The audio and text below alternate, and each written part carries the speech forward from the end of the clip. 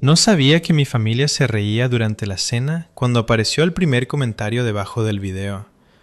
Todavía llevaba puesto mi uniforme de gala, sentada sola en mi coche, con las manos apoyadas en el volante, mirando hacia la nada. Mi teléfono vibró una vez, luego otra vez. Alguien a quien no reconocía había etiquetado a mi hermana y escrito: ¿No es esta tu hermana? Así fue como empezó. No con aplausos, ni con una transmisión en la televisión de un restaurante, sino con un enlace, una pausa y la lenta y nauseabunda comprensión de que aquello que habían despreciado toda su vida estaba ahora en sus bolsillos, imposible de ignorar. Mi nombre es Elena Cortés y sirvo en el Ejército del Aire y del Espacio de España. Esa frase todavía se siente más pesada de lo que suena.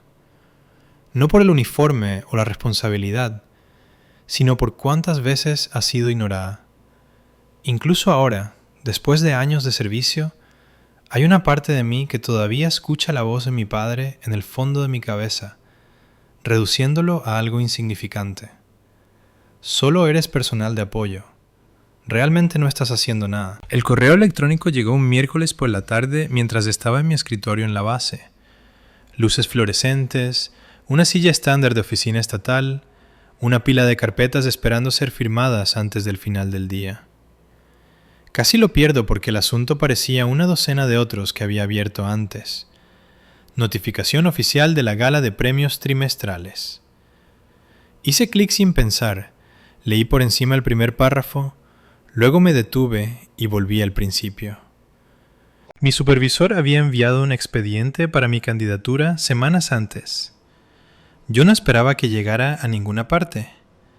Los expedientes suben por la cadena de mando todo el tiempo. La mayoría se estancan. Algunos regresan con notas. Unos pocos desaparecen silenciosamente. Este no. El ala lo había aprobado. Iba a ser reconocida con una Cruz del Mérito Aeronáutico con distintivo blanco en la gala de premios trimestrales. Una ceremonia formal convocada por el mando con las familias invitadas. El evento sería grabado y publicado después en la página de Facebook de la unidad y en el canal de YouTube de la base, como hacían siempre. Me recosté en mi silla y dejé que la información se asentara. No hubo descarga de adrenalina, ni ganas de levantarme y contárselo a alguien, solo un sentimiento profundo y constante en mi pecho. No era orgullo exactamente, sino más bien una confirmación. Esa clase de tranquilidad que llega cuando algo que has llevado sola durante mucho tiempo es finalmente reconocido por las personas que entienden su peso. Después de un minuto, tomé mi teléfono. Dudé más de lo que quiero admitir. No porque no quisiera a mi familia allí, sino porque invitarlos se sentía como reabrir una puerta que había pasado años cerrando con cuidado. Aún así, esto importaba, y en algún lugar de mi interior, una versión más joven de mí misma quería que lo vieran. El chat grupal de la familia estaba igual que siempre. El nombre de mi hermana Raquel en la parte superior. Las reacciones de corazón de mi madre dispersas en mensajes antiguos. La última contribución de mi padre, de hace semanas, un emoji de pulgar hacia arriba en algo que Raquel había publicado. Escribí lentamente. Hola, quería avisaros de que voy a ser reconocida en una gala formal de premios del Ejército del Aire el próximo viernes. Es un acto oficial y las familias están invitadas. Me gustaría mucho que pudierais venir. Lo releí. Sin exageraciones, sin explicaciones, solo los hechos. Las burbujas de escritura aparecieron casi de inmediato. Raquel respondió primero. ¿No es eso solo algo interno, como trabajo administrativo? Añadió un emoji de risa. Ya tenemos planes para cenar esa noche, no te enfades. Un segundo mensaje siguió, esta vez de mi padre. ¿Gala de premios por qué? No eres oficial. Me suena a un premio de secretaria, si me preguntas a mí. Sentí la opresión familiar detrás de mis costillas. No era aguda, no era nueva. Simplemente estaba allí. Luego mi madre reaccionó. No escribió nada. No hizo ninguna pregunta. Tocó el pequeño icono del pulgar hacia arriba debajo del mensaje de Raquel. Me quedé mirando la pantalla más tiempo del que debí. La oficina a mi alrededor zumbaba suavemente. Teclados, impresoras, conversaciones apagadas flotando por el pasillo. Nadie notó la forma en que mis hombros cayeron solo un poco. Podría haberlo explicado. Podría haberles hablado de mi especialidad, de lo que realmente implicaba mi trabajo, de las noches que me había quedado hasta tarde coordinando cronogramas, gestionando el flujo de información, asegurándome de que las personas adecuadas tuvieran lo que necesitaban cuando importaba. Podría haber dicho Cruz del Mérito en lugar de premio y ver cómo fingían que sonaba más respetable. No lo hice. Escribí una línea. Está bien. Lo entiendo. Raquel envió un emoji de una copa de vino. Mi padre no respondió. El pulgar hacia arriba de mi madre permaneció allí. Puse mi teléfono boca abajo sobre el escritorio y volví al trabajo. Al crecer en Castilla, aprendí temprano a leer el ambiente de una habitación y a hacerme más pequeña dentro de ella. Raquel era 3 años mayor, más ruidosa, segura de sí misma sin esfuerzo. Ocupaba espacio sin pedir disculpas, y mis padres construyeron su mundo alrededor de su impulso. Funciones escolares, banquetes deportivos, celebraciones que se sentían automáticas, como la gravedad. Yo era la fiable, la niña que no necesitaba recordatorios. Cuando traje a casa un diploma de un concurso académico en la secundaria, mi padre lo miró y dijo, «Buen trabajo», antes de deslizarlo en un cajón con documentos de impuestos viejos y manuales de instrucciones. Ese cajón se convirtió en una metáfora que llevé conmigo más tiempo del que creía. Cuando les dije que quería unirme al Ejército del Aire después del instituto, la reacción fue predecible. Mi padre dijo que no era una carrera real. Mi madre se preocupó de que fuera peligroso. Raquel bromeó diciendo que había elegido el camuflaje porque ya era buena desapareciendo. Me alisté de todos modos. La formación básica me despojó y me reconstruyó de maneras que mi familia nunca vio. Con el tiempo, encontré un papel que me encajaba, estructurado, detallista, exigente. No estaba en la portada de los folletos, no estaba en las fotos. Yo era la persona a la que la gente llamaba cuando necesitaban que algo se hiciera bien a la primera. En casa, nada de eso se traducía. En las visitas, mi padre me presentaba diciendo que trabajaba en el ejército, principalmente de papeleo. Raquel asentía. Mi madre sonreía y cambiaba de tema. Dejé de corregirlos hace años. Nunca ayudaba. Así que cuando llegó el correo de la gala de premios, no esperaba un milagro. Los invité porque eso es lo que se hace. Porque una parte de mí todavía creía que, si exponía la verdad con suficiente claridad, ellos podrían reconocerla por lo que era. En su lugar, eligieron una cena. Planché mi uniforme esa noche en silencio, alisando cada pliegue con cuidado. No por ellos, sino por mí misma. Al colgarlo, vi mi reflejo en el espejo. Más vieja, más firme, menos dispuesta a dar explicaciones. Ellos pensaban que era algo pequeño. Siempre lo habían pensado. Lo que no sabían era que el video se publicaría al día siguiente, que la gente de mi unidad lo compartiría, que alguien que reconociera nuestro apellido etiquetaría a Raquel sin malicia, solo con sorpresa.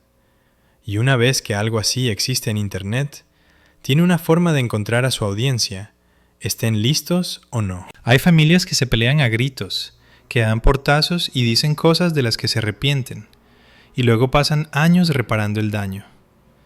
La nuestra nunca fue así. En mi familia, la decepción era silenciosa. Vivía en las pausas, en las miradas, en la forma en que una conversación cambiaba lo justo para recordarte cuál era tu lugar. Así fue como aprendí cuál era el mío. El cajón fue lo primero. Tenía 11 años cuando gané mi primer concurso académico a nivel autonómico. Fue una pequeña ceremonia en el gimnasio de un colegio que olía a cera de suelo y palomitas. Me entregaron un diploma con mi nombre escrito correctamente, lo cual me pareció importante en ese momento. Lo sostuve con cuidado todo el camino a casa, alisando los bordes con los pulgares, imaginando dónde podrían colgarlo mis padres. Mi padre lo miró mientras estaba junto a la encimera. «Buen trabajo», dijo, volviéndose ya hacia otra cosa. Mi madre sonrió y preguntó si tenía hambre. Raquel preguntó si podía pedir prestado el coche más tarde. Esa noche vi a mi padre deslizar el diploma en un cajón del pasillo. No era un cajón especial, era el de las garantías caducadas, pilas de repuesto, manuales de instrucciones doblados de electrodomésticos que ya no teníamos. El cajón que cierras sin pensar. No dije nada.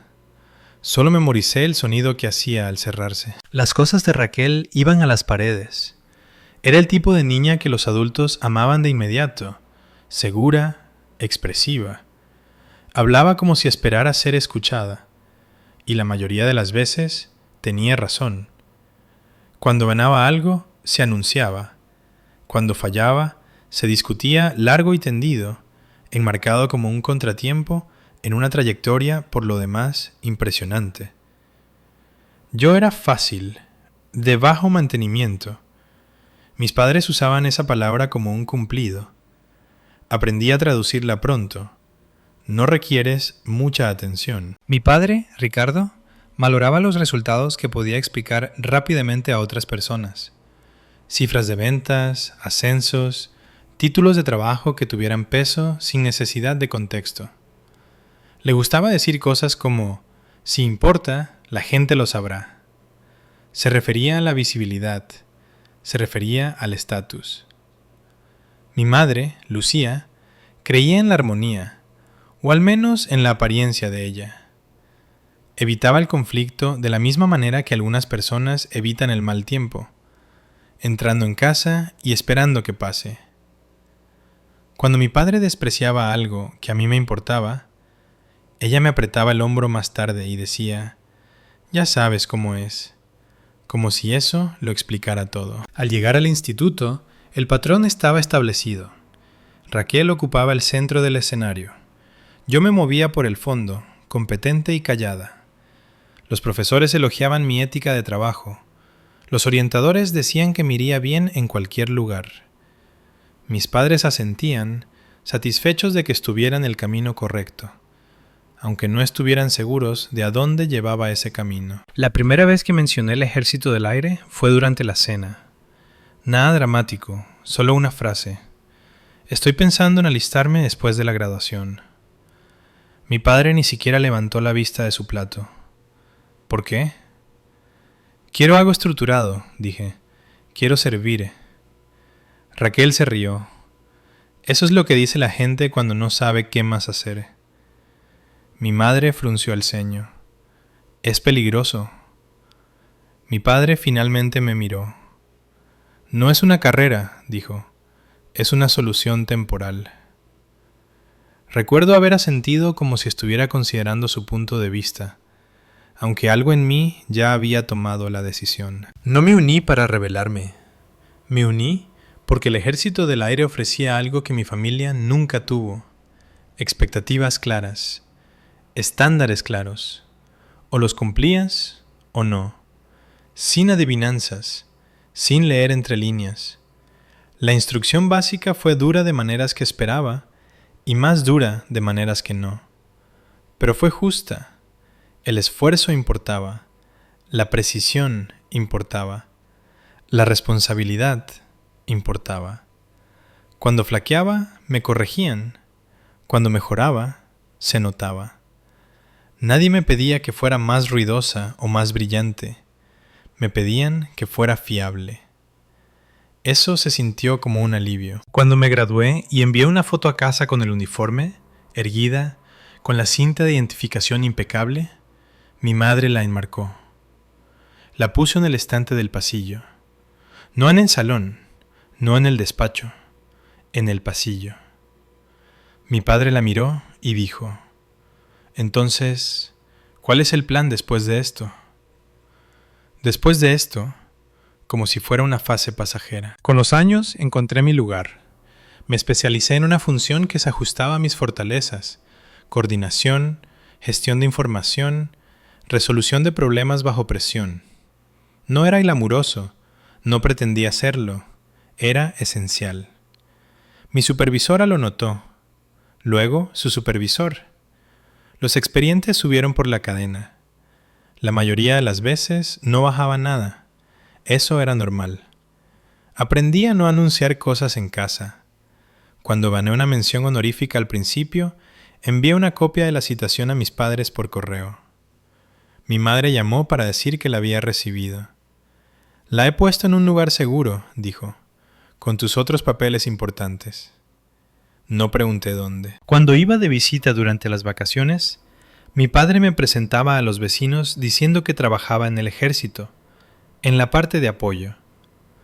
Raquel asentía, sonriendo como si estuviera al tanto de un chiste que yo no entendía. Yo también sonreía. Corregirlos me resultaba agotador, y el agotamiento me había enseñado eficiencia. Dejé de intentar que me vieran. Por eso el correo de la gala de premios fue complicado. No porque esperara que vinieran corriendo, sino porque invitarnos se sentía como ofrecer una última oportunidad silenciosa, no para celebrarme, sino para encontrarme donde yo estaba realmente. Su respuesta fue lo suficientemente familiar como para que apenas doliera. Planes de cena, risas, un pulgar hacia arriba en lugar de una pregunta. El cajón se cerró de nuevo, solo que esta vez yo no intenté abrirlo. Para cuando llegué a sargento, había dejado de anunciar los ascensos por completo. No porque no importaran, sino porque cada vez que intentaba explicar lo que significaban, la explicación se derrumbaba bajo el peso de las suposiciones de mi familia. El rango para ellos era algo que o reconocían de inmediato o descartaban por completo. Si no venía con un despacho en una esquina o un título que hubieran oído en la televisión, no se registraba como un progreso real. Así que aprendí a dejar que mi carrera se desarrollara en silencio. Mi especialidad era la gestión de operaciones de conocimiento. En el papel sonaba abstracto, vago, el tipo de descripción de trabajo que la gente lee por encima y luego resume incorrectamente. En la práctica, significaba que gestionaba el flujo de información entre unidades, coordinaba tiempos, aseguraba que los que tomaban las decisiones tuvieran lo que necesitaban antes de que los problemas se convirtieran en fracasos.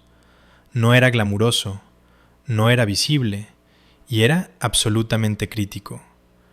Cuando las cosas funcionaban, nadie lo notaba. Cuando no, todo se detenía. Me gustaba esa responsabilidad. Me gustaba saber que una planificación tranquila podía prevenir el caos. Me gustaba ser la persona en la que los mandos confiaban para dar sentido a la complejidad sin necesitar crédito por ello. En casa, eso se traducía en una sola frase. «Así que, papeleo», dijo mi padre una vez, recostándose en su silla. No lo corregí. Hay un punto en el que dar explicaciones se convierte en una especie de súplica. Crucé esa línea años antes y nunca volví atrás. En la base, mis días empezaban antes del amanecer. El aire era más fresco entonces, cargado con el olor a combustible de aviación y café quemado. Entraba al edificio con mi identificación bien colocada, repasando ya las prioridades del día en mi cabeza. Sesiones informativas, verificaciones cruzadas, llamadas que no podían esperar. Mi supervisora notó pronto que yo no entraba en pánico. Cuando los plazos cambiaban o la información entraba en conflicto, yo bajaba el ritmo en lugar de acelerarlo. Eso importaba. En nuestro mundo, la claridad bajo presión era la moneda de cambio. Ella empezó a darme más responsabilidad, no en voz alta ni con ceremonias, sino simplemente entregándome cosas que importaban. «Encárgate de esto», decía. Toma el mando. Confío en ti. La confianza es la forma más honesta de reconocimiento en el ejército. No viene con aplausos, viene con consecuencias. Con el tiempo, mi nombre empezó a surgir en lugares donde yo no estaba presente. Reuniones, expedientes de recomendación, conversaciones que ocurrían a puerta cerrada. No las perseguí, no lo necesitaba. El trabajo hablaba cuando yo no lo hacía. En casa nada cambió. Cuando volvía de permiso, mi padre todavía preguntaba cuándo iba a dejarlo. Mi madre todavía se preocupaba de que estuviera trabajando demasiado para algo temporal. Raquel todavía ponía los ojos en blanco cuando mencionaba un nuevo destino. ¿Todavía sigues con eso?, preguntó una vez, genuinamente confundida. Pensé que ya habrías pasado a otra cosa. La miré y me di cuenta de que no estaba siendo cruel. Simplemente no podía imaginar una vida construida lentamente, sin espectáculo.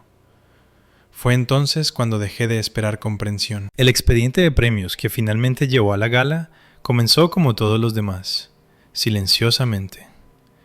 Mi supervisora lo envió después de un trimestre largo en el que nuestra sección había absorbido una carga de trabajo extra sin fallar en los plazos. No me lo dijo de inmediato. La mayoría de los supervisores no lo hacen. Envías, esperas, gestionas expectativas. Se movió más rápido de lo que esperaba. Nivel de escuadrón, grupo, ala. Cuando finalmente me llamó a su despacho y dijo que lo habían aprobado, su voz era tranquila, profesional, como si me estuviera informando de un cambio de horario. Recibirás una Cruz del Mérito Aeronáutico en la gala trimestral, añadió. Te lo has ganado. Eso fue todo. Sin confeti, sin discursos, solo una confirmación. Le di las gracias y volví al trabajo. Más tarde esa noche, sola en mi apartamento, me senté en el borde de mi cama y miré la pared durante mucho tiempo. Pensé en todas las veces que me habían dicho que mi trabajo no contaba, que era de apoyo, que estaba perdiendo el tiempo. Y sin embargo, aquí estaba una institución construida sobre la precisión y la responsabilidad, diciendo que esto importaba. Ese contraste se quedó conmigo. Cuando invité a mi familia, no lo adorné. No dije medalla. No enumeré la cadena de aprobaciones. Dije gala de premios, porque eso es lo que era. Ellos escucharon algo pequeño. Yo escuché la confirmación final de que ya no necesitaba su escala para medir mi vida. La noche antes de la ceremonia, planché mi uniforme de gala con cuidado. Cada pliegue afilado, cada detalle correcto. No estaba actuando. Me estaba preparando como siempre lo hacía. Mientras colgaba el uniforme de nuevo, me di cuenta de algo tranquilamente, sin drama. Si ellos nunca entendían mi trabajo, eso no lo hacía menos real. Solo significaba que finalmente había dejado de intentar traducir mi valor a un idioma que ellos se negaban a aprender. La mañana de la gala de premios llegó como llegan la mayoría de los días importantes. Silenciosamente, sin fanfarrias.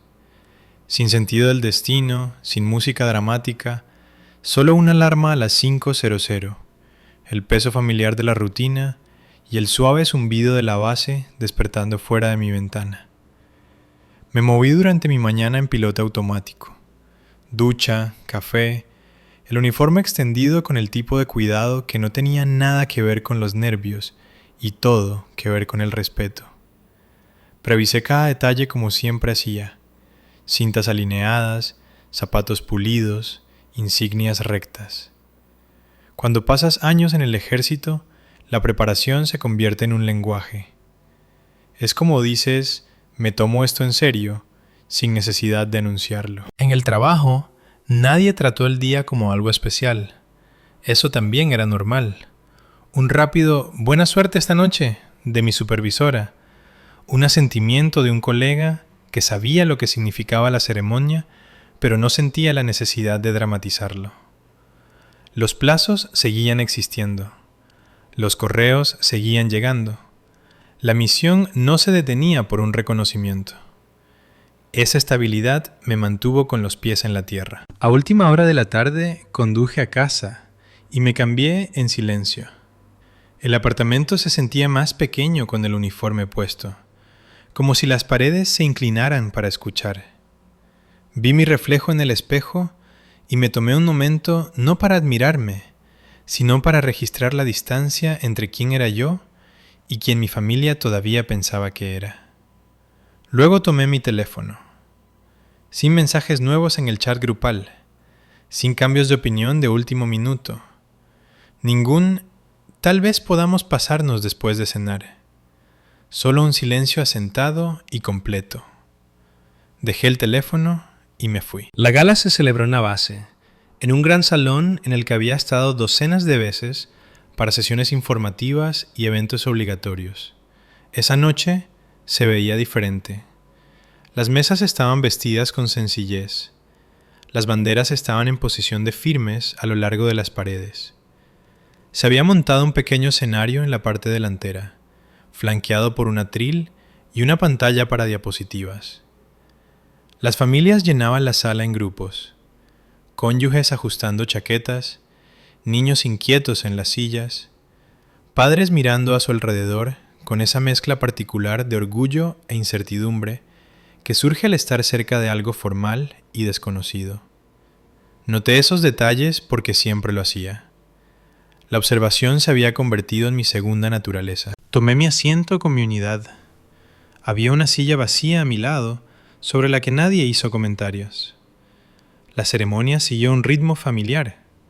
Palabras de apertura, un breve resumen del trimestre, reconocimiento de los esfuerzos colectivos antes de que se llamaran los nombres individuales. No fue ostentoso, no pretendía serlo. El tono era medido, profesional, sincero. Cuando llamaron mi nombre, me levanté, caminé hacia el escenario y acepté la medalla con un apretón de manos y un asentimiento. El peso de la misma era tranquilizador en su solidez, no simbólico, sino real. Hubo aplausos educados, sonrisas, cámaras de la oficina de comunicación de la base capturando el momento para el registro oficial. Volví a mi asiento y me senté, con el corazón firme y la respiración acompasada. Terminó en cuestión de minutos. Después, la gente se mezcló brevemente. Se intercambiaron felicitaciones. Alguien bromeó sobre lo mucho que se alargaron los discursos. Otra persona preguntó dónde estaba mi familia. No pudieron venir, dije simplemente. Nadie insistió. Eso, más que nada, se sintió como respeto. Me fui temprano, saliendo antes de que la sala se vaciara por completo. El aparcamiento estaba fresco y silencioso, el cielo oscureciéndose en un azul profundo y asentado. Me senté en mi coche un momento, con la medalla descansando en el asiento del pasajero, su cinta captando la luz superior. No me sentía triunfante, me sentía completa. A la mañana siguiente, la oficina de comunicación de la base publicó el video. Siempre lo hacían. Un pie de foto corto, un enlace a la grabación completa en YouTube, algunas fotos adjuntas, nada dramático, solo documentación. Los colegas lo compartieron. Los familiares de otros galardonados se etiquetaron entre sí. Un amigo de un destino anterior comentó con un simple «bien merecido». Yo no lo compartí. Alrededor del mediodía recibí una notificación que no reconocí. Un comentario debajo del video de alguien con mi apellido. No Raquel, sino alguien más. Un primo lejano con el que apenas hablaba. Un momento, ¿es esta Elena Cortés de Zaragoza? Un minuto después apareció otro comentario. ¿No es esa tu hermana? Se ve diferente de uniforme. Alguien etiquetó a Raquel. Así fue como les llegó. No a través de una televisión montada sobre una barra, ni a través de una revelación planeada. A través de un enlace, una pausa, un momento en el que la curiosidad superó al desprecio. Me imaginé a Raquel sentada a la mesa, teléfono en mano, el ruido del restaurante desvaneciéndose mientras la pantalla se llenaba con una escena que ella había elegido ignorar. Mi padre inclinándose sobre su hombro, leyendo palabras por las que no se había molestado en preguntar. Mi madre mirando en silencio, con su rostro haciendo ese gesto cuidadoso que hacía cuando se daba cuenta de que algo importante se le había escapado. No hubo música de fondo, ni fotogramas congelados, solo la lenta e innegable claridad de verme como era realmente, presentada con sencillez, sin mis comentarios ni mis disculpas. No sabía qué se dijeron entre ellos, no necesitaba saberlo. Mi teléfono permaneció en silencio el resto del día, y por primera vez, ese silencio se sintió ganado. El primer mensaje no vino de mi familia, vino de un número que no reconocía a última hora de esa tarde, mientras estaba de vuelta en mi escritorio, ya sumergida en la rutina otra vez. El asunto del correo era sencillo, sin emojis, sin emoción. He visto esto y he pensado que debería saberlo. Había un enlace. Dudé antes de abrirlo, no porque tuviera miedo de lo que vería, sino porque sabía exactamente qué era. El video de comunicación pública, el mismo que se había publicado esa mañana. Alguien había copiado el enlace y lo había reenviado, despojado de contexto, como una evidencia. Cuando hice clic, apareció el marco familiar, el estandarte detrás del escenario, el atril, las banderas, mi nombre en la parte inferior, limpio y oficial. El sonido era nítido, el ritmo pausado. Nada sensacionalista, solo documentación. Lo cerré y me recosté en mi silla. Unos minutos después, mi teléfono vibró. Raquel. Vi cómo sonaba hasta que se detuvo. Luego mi madre me escribió. ¿Por qué no nos dijiste que era una medalla? Me quedé mirando las palabras más tiempo del necesario. No porque no las entendiera, sino por lo que implicaban. No eran felicitaciones. No era un «estamos orgullosos». Solo confusión teñida de acusación, como si la verdad hubiera llegado mal empaquetada. Escribí con cuidado. Os dije lo que era. Aparecieron 3 puntos. Desaparecieron, reaparecieron. Dijiste gala de premios, respondió ella. No nos dimos cuenta de que fuera algo así. Algo así. Formal, público, documentado. Siguió otro mensaje, esta vez de mi padre. Alguien etiquetó a Raquel en ese video. La gente estaba haciendo preguntas. Podía imaginarlo claramente ahora.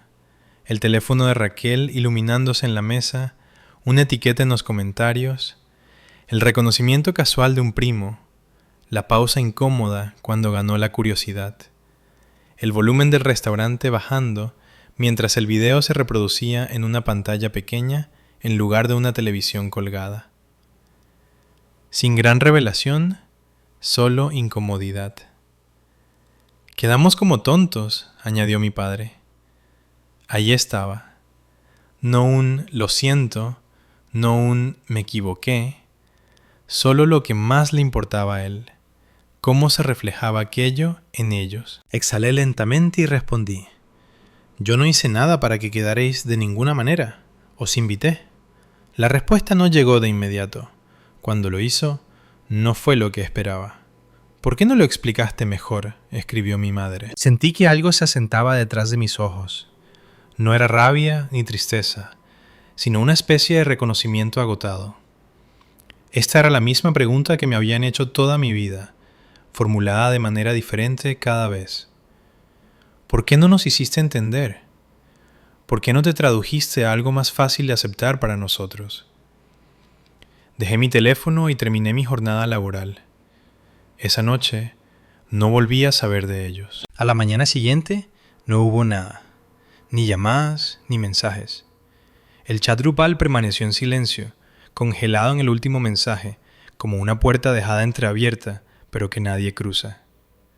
Pasaron los días. Internet hizo lo que siempre hace.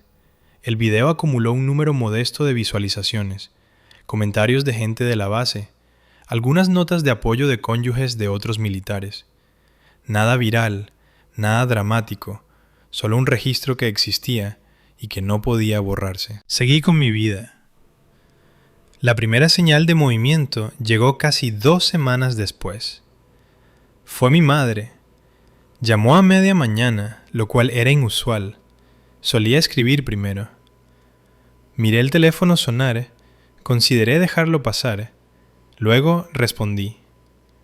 Hola, dije. Su voz sonaba cuidadosa, medida. Solo quería saber cómo estabas. Estoy bien, respondí.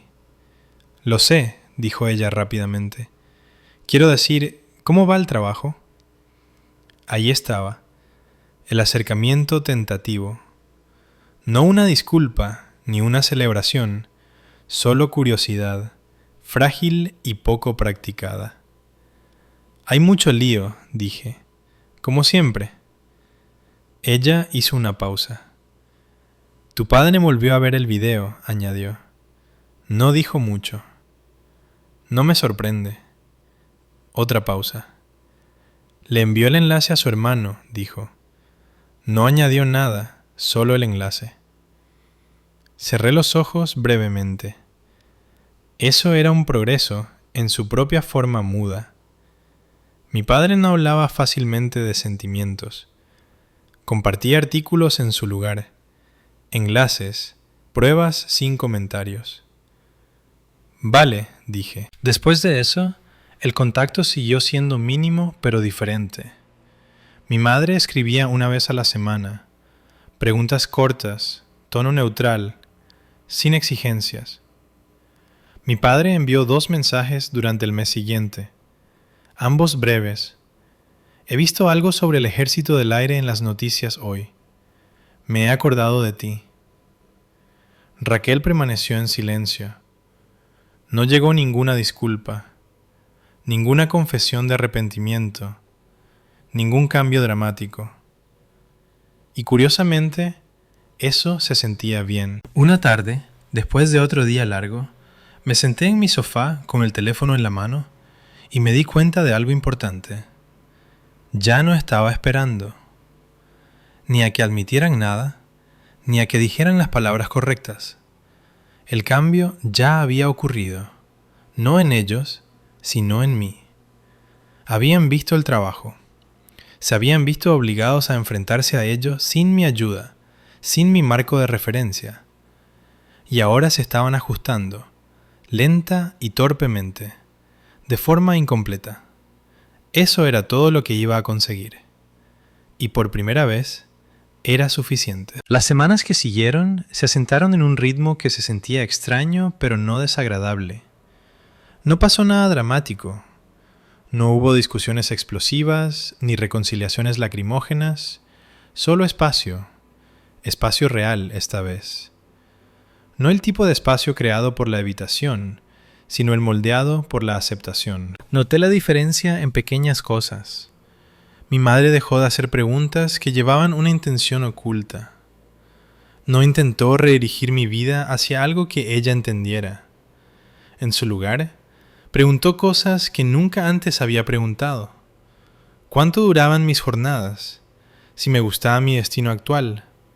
Si tenía suficiente tiempo para descansar.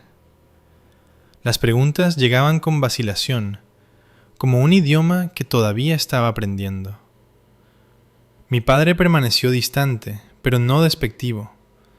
Eso ya se sentía como un cambio. Cuando escribía, era breve, práctico, siempre sobre algo externo. Un artículo, una foto, una mención del ejército en las noticias. Nunca decía mi nombre directamente en esos mensajes, pero no lo necesitaba. Los reconocía por lo que eran. Reconocimientos sin vulnerabilidad, los únicos que sabía ofrecer. Raquel siguió callada. Al principio me preparé para su regreso, un mensaje cargado de sarcasmo, una queja por la vergüenza pasada, una reinterpretación de los hechos que la pusiera a ella de nuevo en el centro. Nada de eso llegó. Pasaron las semanas, luego un mes. me di cuenta de que no echaba de menos su voz en mi cabeza. Ese descubrimiento me sorprendió más que cualquier otra cosa. Durante la mayor parte de mi vida, Raquel había sido la vara de medir, la presencia más ruidosa, la persona con la que me habían comparado sin mi consentimiento. Incluso cuando dejé de competir, seguía cargando con su sombra. Sin sus comentarios, el silencio se sentía más ligero, menos abarrotado. En el trabajo, nada cambió y todo cambió. Me movía por mis días con una firmeza que se sentía ganada. La medalla vivía en un cajón en mi apartamento, no escondida, solo colocada en un lugar seguro. No todo necesitaba estar a la vista para importar.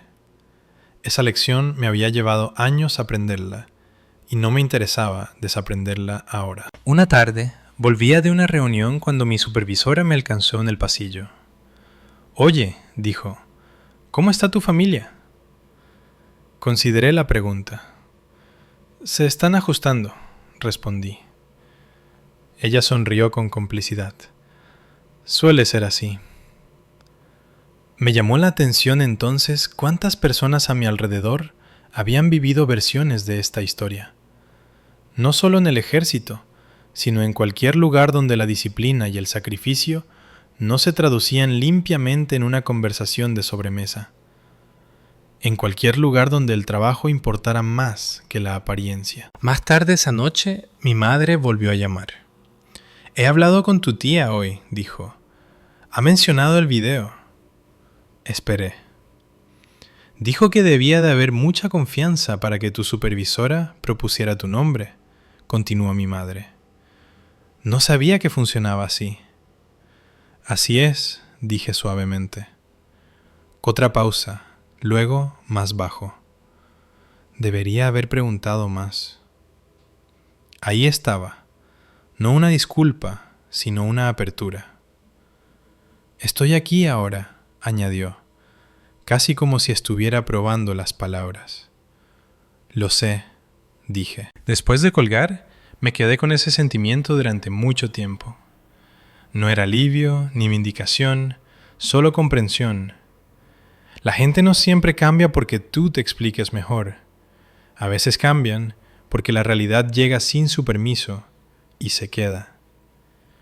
Pensé en la versión más joven de mí misma, la que seguía ofreciendo trozos de su vida como pruebas, la que esperaba un reconocimiento que nunca llegaba. Si pudiera hablar con ella ahora, no le diría que se esforzara más. Le diría que dejara de traducir. Porque esta es la verdad. Aprendí demasiado tarde a hacerlo más fácil, pero lo suficientemente pronto para que fuera útil.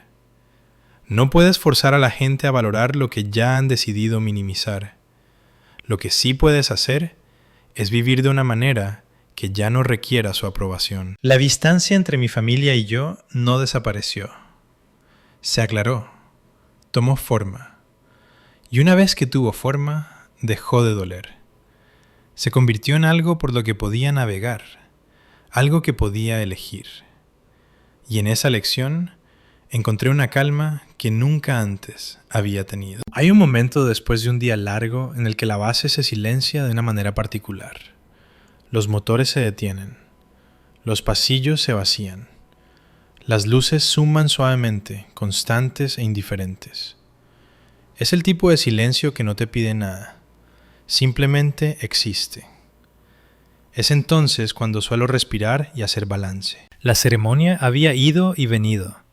El video había hecho su recorrido lento y sin ceremonias. Mi familia se había ajustado torpemente, imperfectamente, a su propio ritmo. La vida seguía adelante porque eso es lo que hace la vida, estés listo o no. Lo que me sorprendió no fue su reacción, fue la mía. No me sentía triunfante, no me sentía reivindicada. No sentía que finalmente hubiera ganado nada. Lo que sentía era firmeza, del tipo que no necesita audiencia, del tipo que se asienta después de dejar de actuar para obtener aprobación. Pensé mucho en el honor durante ese tiempo, no el que se imprime en diplomas o se prende en uniformes, sino una versión más silenciosa, la que vives a diario, la que aparece cuando nadie mira, cuando las métricas desaparecen y te quedas a solas con tus elecciones. El honor, me di cuenta, no es algo que tu familia te dé, es algo que llevas contigo cuando sigues presentándote a pesar de todo. Mis padres nunca se sentaron conmigo para decirme, nos equivocamos. Nunca usaron las palabras que una vez ensayé escuchar. No tenían por qué hacerlo. Su cambio fue más sutil que eso, menos satisfactorio quizá, pero más honesto. Mi madre hacía mejores preguntas. Mi padre dejó de minimizar. No elogiaba, pero tampoco despreciaba. En su mundo, eso era un cambio real.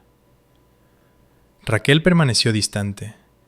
Dejé de preguntarme qué significaba eso, porque la verdad era que ya no necesitaba una resolución por su parte para seguir adelante. Hay un alivio particular que llega cuando dejas de esperar que las personas se conviertan en quienes necesitabas que fueran. No es resignación, es claridad. Los ves como son, no como un problema que resolver, sino como un límite que respetar. Y los límites, aprendí, también pueden ser actos de amor. Seguí sirviendo, seguí haciendo el trabajo que me importaba. Mentoricé a aviadores más jóvenes que me recordaban a mí misma, callados, capaces, inseguros de si sus contribuciones estaban siendo notadas. Les dije la verdad que desearía haber escuchado antes. No tienes que hacer ruido para importar, solo tienes que ser constante. A veces asentían, a veces no. De cualquier manera, las palabras estaban sembradas. Los fines de semana visitaba a mis padres ocasionalmente. Las visitas eran diferentes ahora, más tranquilas, más cortas. Había menos posturas, menos suposiciones. Hablábamos de cosas neutrales, el tiempo, las noticias, la comida. De vez en cuando mi trabajo surgía, no como un punto de conflicto, sino como un hecho. Eso era suficiente. Una tarde, mi padre me entregó su teléfono sin decir mucho. Había buscado un artículo sobre una unidad del Ejército del Aire apoyando en el rescate tras un desastre natural. Lo señaló y dijo, este tipo de coordinación importa. No se trataba de mí, y de alguna manera eso hizo que significara más. Pensé de nuevo en aquel cajón, aquel donde mis primeros éxitos habían ido a descansar entre manuales olvidados y pilas sueltas. Durante mucho tiempo creí que ese cajón definía mi valor en mi familia, que ser colocada allí significaba que yo era temporal, reemplazable, fácil de pasar por alto. Ahora entendía algo diferente. Ese cajón nunca fue sobre mí, fue sobre lo que mi familia sabía valorar en aquel momento y lo que no. No sacaba mi medalla a menudo. Se quedó donde la puse, segura y sin pretensiones. Cuando la miraba, no pensaba en la ceremonia, ni en los comentarios, ni en el enlace que viajó más lejos de lo que esperaba. Pensaba en los días largos, las decisiones silenciosas, la confianza depositada en mí cuando las cosas eran inciertas. Esa era la verdadera recompensa. Si estás escuchando esto y partes de la historia te resultan incómodamente familiares, si alguna vez has invitado a la gente a ver tu vida y has visto cómo elegían otra cosa, quiero que escuches esto claramente. No tienes la obligación de convencer a nadie de tu valor, ni a tus padres, ni a tus hermanos, ni a la gente que solo entiende el éxito cuando se parece al suyo. A veces, lo más respetuoso que puedes hacer por ti mismo y por ellos es dejar de dar explicaciones y empezar a vivir. La gente cambia lentamente, si es que lo hace. Las familias se ajustan en incrementos, no a saltos. Y a veces, el mejor resultado no es la reconciliación, sino la paz, la que proviene de saber quién eres sin necesidad de consenso. No necesité que mi familia se levantara y aplaudiera. Necesité mantenerme firme cuando ellos no lo hicieron. Y al hacerlo, encontré algo mucho más duradero que la aprobación. Me encontré a mí mismo. Si esta historia ha resonado contigo, Si te ha recordado tus propios esfuerzos silenciosos, tus propios momentos ignorados, me encantaría saber de ti. Deja un comentario abajo y dime desde dónde nos ves o qué parte de esta historia has sentido más cercana. Hay muchas historias como esta y merecen ser compartidas. Si quieres seguir escuchando, reflexionando y encontrando significado en los espacios entre el ruido, considera suscribirte. Compartimos historias como esta regularmente. Sigamos adelante juntos.